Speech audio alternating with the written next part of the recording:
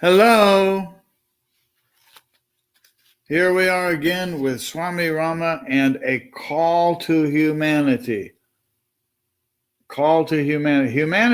Humanity calling out to humanity. Yes, a little humor. Subtitled Revolutionary Thoughts on the Direction for Spiritual and Social Reform in Our Time. And we are in the chapter entitled Sadhana. This is kind of a shorter chapter, and we're doing it in two parts. So we're going through the second part or half. Am I hearing an echo? Hello? No, I hope not. There we go. Hi, Mary. Hi, Larry. And so here we go.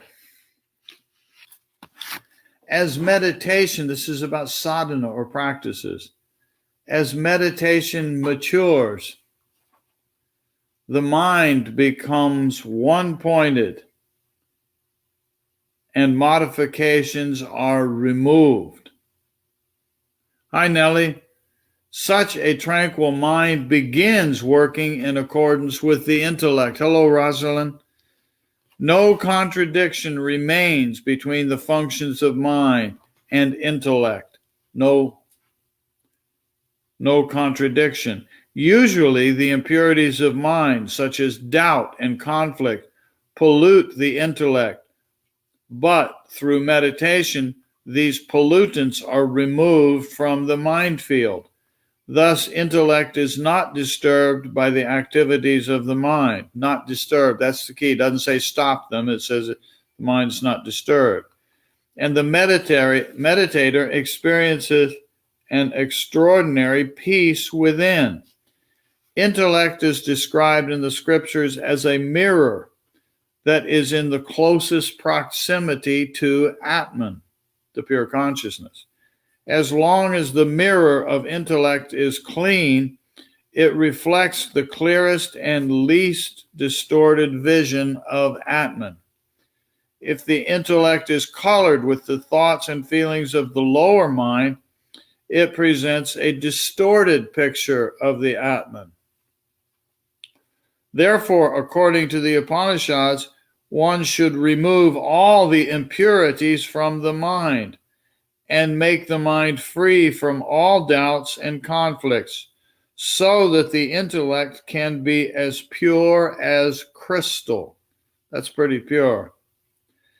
An intellect free from the influences of the lower mind finds itself in a well-balanced state. Only such an intellect is capable of making an aspirant self-confident and self-reliant. Through such an intellect, the meditator knows that the goal of life is not far away, because the intellect is a mirror of the Atman. It's very close. An intellect free from the disturbances of the lower mind attains the illumination of the Atman from above. Darkness belonging to the realms of mind and senses cannot exist in the light of an illumined intellect. In the absence of all thought constructs, the lower mind merges into the intellect. When intellect is absorbed into the divine light, that is the state of samadhi, the state of fearlessness and immortality. As long as a human being takes refuge in worldly objects, the body, pranic energy, and the forces of the lower mind, he remains a victim of old age, death, and rebirth. But when the intellect is fully illumined by the light of the Atman, he is fearless. At the dawn of spiritual enlightenment, the mind and intellect find their place in the kingdom of Atman, and one thereby attains freedom from the pairs of opposites such as pain and pleasure, heat and cold, good and bad.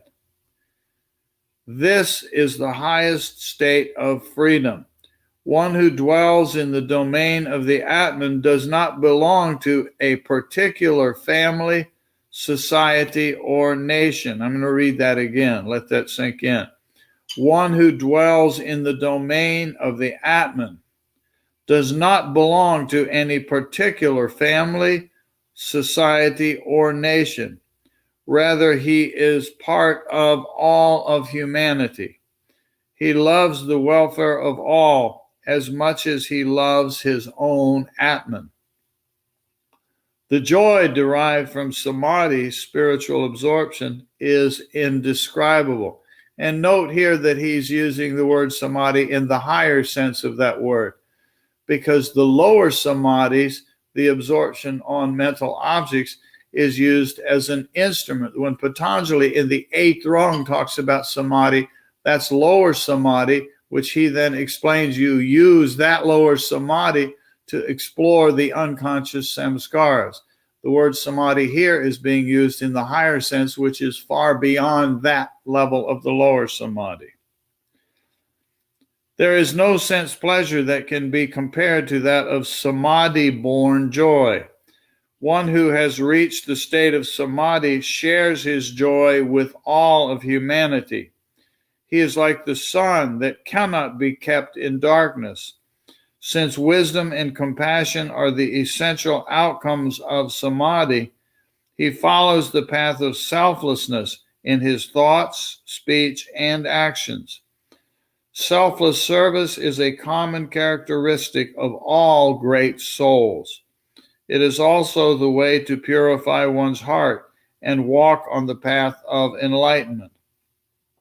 Our society needs aspirants who are selfless and fearless and consider selfless service to be part of their sadhana. Great need for that. One should be aware of the goal of life and make sure that one is not wasting precious time.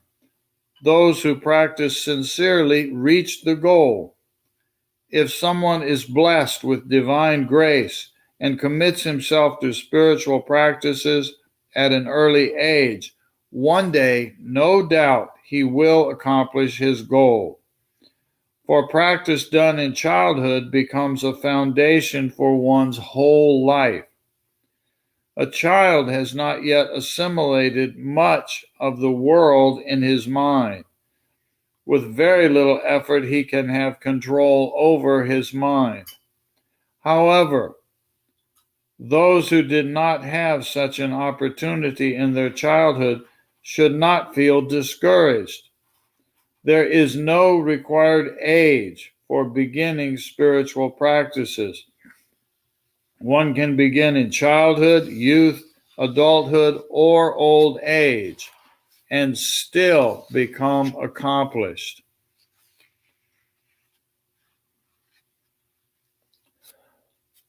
Through practice, anyone can be transformed. Practice helps one change habit patterns and form new and spiritually conducive habits. After practicing for a long time, regularly, and without interruption, practice becomes a part of one's being. Long time, regularly, no interruption. Then the aspirant moves towards the goal effortlessly. That is the highest form of practice, described in the scriptures as effortless effort. Before committing himself to any practice, a student should design a schedule of discipline that he will be able to follow easily. Self-discipline helps him cultivate his willpower and determination. With the help of willpower and determination, he can accomplish any task. The attitude, I can do it, and certainly I will do it, helps one control the modifications of mind. Mind, free from the modifications, naturally becomes one-pointed and strong. At the very beginning of one's spiritual journey, one should not attempt either too many or overly intense discipline. In failing to follow one's own self-designated resolutions, one impairs one's willpower. One should not allow willpower to be polluted by the weakness of the mind. It is the nature of the mind to resist discipline. It's its nature.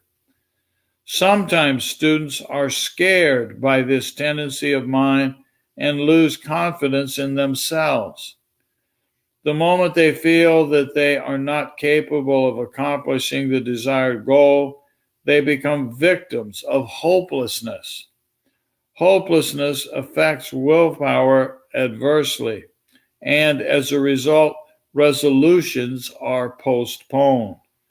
All this happens because of the mind. Hi, Bob. Therefore, mind is the most crucial factor in spiritual progress and practice. After morning ablutions, one should do some yogic exercises. Exercise should be practiced according to one's capacity. Yogic postures are better than all other exercises. They ensure not only physical but also mental health. With the practice of yogic postures, the body overcomes laziness and becomes strong and energetic. However, it is important to be moderate while practicing yogic exercises. How much exercise one should do depends on one's physical capacity and age. Hi, Johnny. After the exercises, one should learn how to sit still in one of the meditative postures. If one sits regularly in a meditative posture, one will reduce any tension and stress on one's cardiovascular system. The place where one sits should be neither too hard nor too soft. One can make one's seat by folding a woolen blanket a few times. A practitioner should select one of the sitting postures and should not change that posture often. It is good to master just one posture that he finds to be comfortable and steady. Two key words, comfortable and steady. All the sitting postures that keep the head, neck, and trunk and spinal column aligned are good. All of them are good.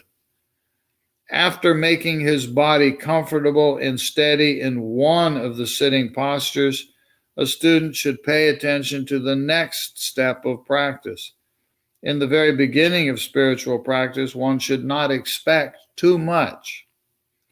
If the body is not comfortable and steady, then certainly it creates a disturbance in the mind. Without one-pointedness of mind, meditation or repetition of mantra is not very fruitful.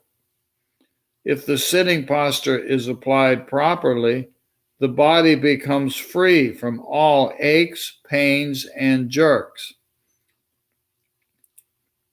By sitting still in one posture, even for 10 minutes, one can observe the benefit of stillness. That experience is entirely different from the experience of seeking worldly objects. When inhalation and exhalation move evenly without a jerk or pause, then the mind naturally turns inward. A mind free from the distractions of body and breath becomes one-pointed and inward. The next step of practice consists of opening sushumna and the upward journey of mind through the sushumna channel. It's 1:15. According to the yogic scriptures, there are 72,000 nadis or energy channels. Among them, Ida, Pingala, and Sushumna are the most important. Usually, prana, the life energy, and the mind travel through the Ida and Pingala, supporting all of our psychophysical activities. As long as the mind is outward, only these two channels, Ida and Pingala, remain active. But when the mind is calm and tranquil, sushumna, the central channel, is awakened. The joy derived from the mind traveling through the sushumna channel is unique. It cannot be compared with any sensory pleasure. Because of that inner joy, the mind loses its taste for worldly objects. According to yoga manuals, sushumna application is the most important factor in spiritual practice. Most important factor. The moment sushumna is awakened, the mind longs to enter the inner world. That is called true awakening.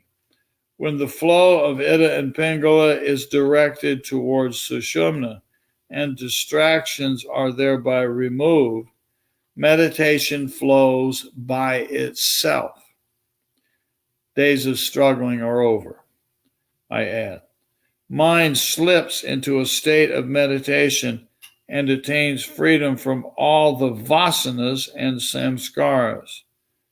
Sushumna application is a great step in spiritual practice, but it requires practice.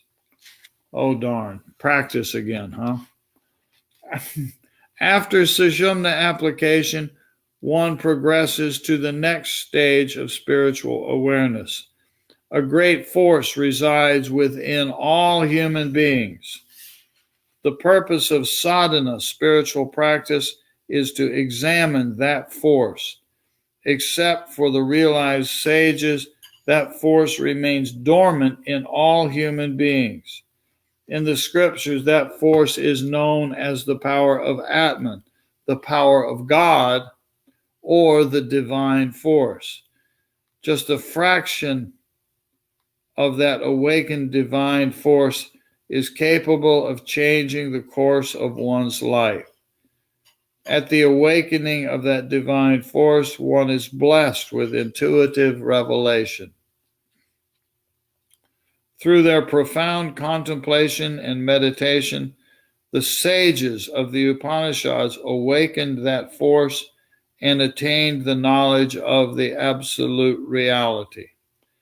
There are aspirants who practice meditation for a long time and still cannot awaken that force. There are three reasons why they fail. 1, the wrong method of meditation. 2, irregularity in food and exercise. 3, irregularity in the practice itself. If someone practices properly, there is no reason for not awakening that force. Once awakened, it leads one to the state of samadhi, the state of self-realization. The moment that force reaches the center of consciousness, the blessed aspirant attains all the siddhis. Such an aspirant is an adept who remains in perfect union with the Supreme Consciousness. Sometimes people ask whether that practice is possible in our times, how much time is required to do such practices, and how one can practice such disciplines while living in the world. These are natural questions that arise in seekers' minds. The wise ones reply to these qualities clearly and succinctly. No matter which practice one does, one has to discipline oneself. A human being is fully equipped with all the powers and capabilities to gain the knowledge of the truth. He needs to organize himself and make the best use of his inherent resources. People have made themselves needlessly busy. Hi, Susan. Needlessly busy. They should learn to make the best use of their time. Because of their hectic lifestyles, human beings are suffering from tension and stress. They create a need for worldly objects. Then they busy themselves in meeting that need. A great part of their lives is consumed in collecting worldly objects, and very little time is left to enjoy them. Managing one's time is the most important task on the path of spirituality. Students need to discipline their four innate urges, those of food, sleep, sex, and self-preservation. These four urges are constantly subduing our inner strength. If not regulated, these primitive urges can create a great impediment to one's practice. A great part of spiritual practice consists of the rules and disciplines that help regulate the four urges. Apart from regulating these urges, one should be punctual in sleeping and arising, perform one's daily duties lovingly and one-pointedly, enjoy objects moderately, and not allow a feeling of fear or insecurity to occupy the mind. People of the modern world want to enjoy worldly objects, but are incapable of enjoying them. Because of irregularity and lack of discipline, they have lost the capacity to enjoy the objects of the senses.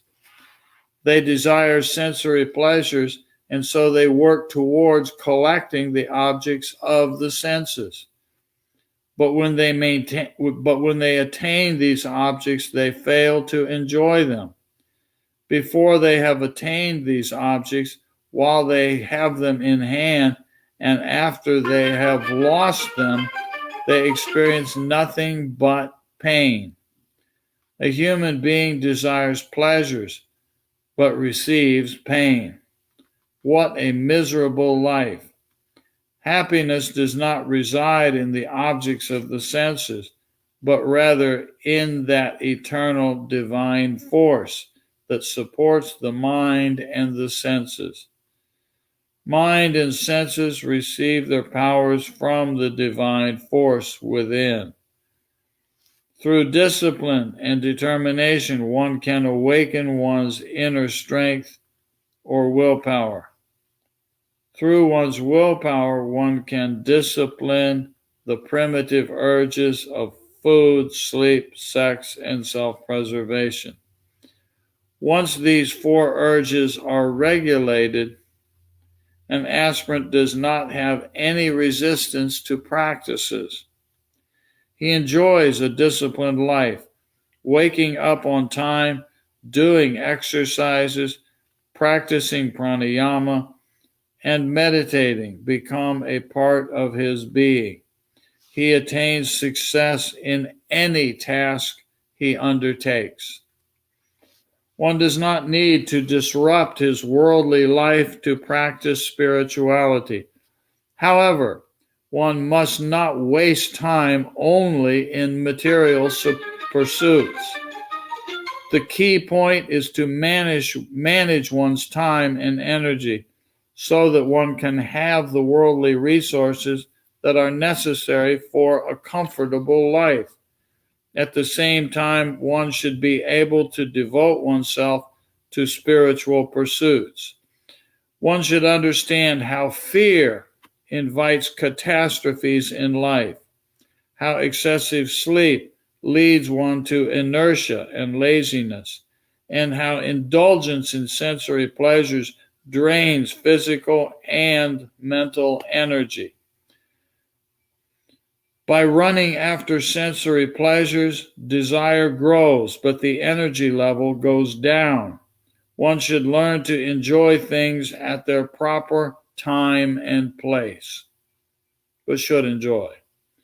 The method of enjoyment should also be wholesome, so that one does not become a victim of enjoyment itself. By practicing the following instructions from the Bhagavad Gita, one can create a harmonious balance between the external and internal aspects of life. Here it is. Yoga, the spiritual practice, helps one transcend all pains and miseries only if the practitioner is moderate in food, in physical and mental activities, and if he sleeps and awakens on time. And that little sentence, that little gem there, is the end of this section on sadhana. I'll read it again from the Bhagavad Gita. Yoga, the spiritual practice, helps one transcend all pains and miseries only if the practitioner is moderate in food, in physical and mental activities, and if he sleeps and awakes on time. So there we go. That's the section on sadhana. To be continued next time. And here's the trailer, the cliffhanger for the next time. It is entitled Turning a New Leaf. Bet you it's going to be pretty inspiring, huh? Turning a New Leaf. To be continued. Thank you for visiting and playing. All about sadhana in a call to humanity. I hear that voice of that Devi in the subtle realm calling out, push the button. So I will push, I have to push 2 buttons actually. There's button number 1. And maybe we can do a short version of our sadhana and find a tiny little glimpse of peace, happiness, and bliss in the silence that is after an Om.